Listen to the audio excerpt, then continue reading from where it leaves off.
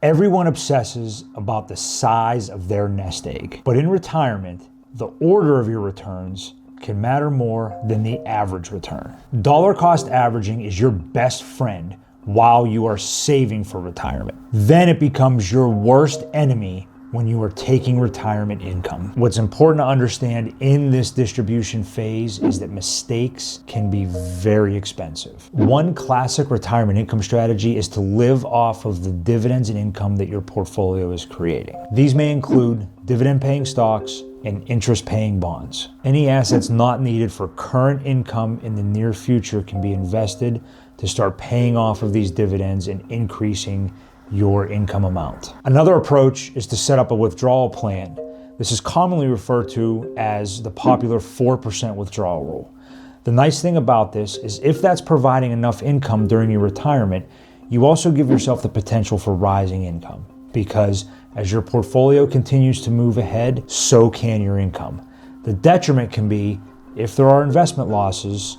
4% of a lower portfolio value could mean less income. Another strategy is to draw from a cash bucket, where you retain cash-like instruments like money markets or T-bills that are paying off a smaller interest rate but highly liquid, while the rest of your portfolio can participate in the market. The thing I like most about this is that you are not at the mercy of your emotions when portfolios fluctuate, so that you know that you have cash for a few years on hand and you can let your portfolio work, grow, or maybe recover from losses while you're still receiving the income that's necessary for you to enjoy your retirement. Some things to consider are, where are these assets? Are they in taxable IRAs, where you have to account for taxes on your distributions?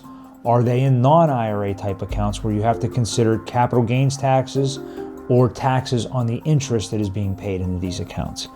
Understanding the type of account that these assets are in is also very, very important when it comes to the distribution phase and living off of your portfolio value. Another caveat for drawing income from a non-IRA account is making sure that you understand what the cost basis is for every holding in that account, because selling in that type of portfolio matters. Selling for income is going to trigger maybe capital gains tax rather than income tax, and understanding what that cost basis is becomes important so that you can understand what holdings to sell, when it's beneficial to sell them during a different market cycle, so that you can maximize your distributions from that type of portfolio. Now, if you're drawing from your IRA, understanding the current tax environment becomes very important, because just like markets, tax brackets and tax policy changes.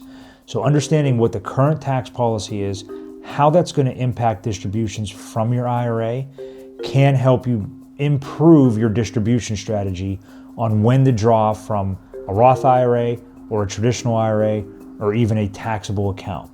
Understanding this tax impact is very, very important and can help with the longevity of a portfolio. The biggest difference in the distribution phase compared to the accumulation phase is the amount of attention that needs to be paid on every decision, on what type of an account you're using, on what place you're taking the distribution from, and on how those assets are invested. Investors that have only been investing for growth and accumulation are going to need to go through a change in how they approach this distribution phase.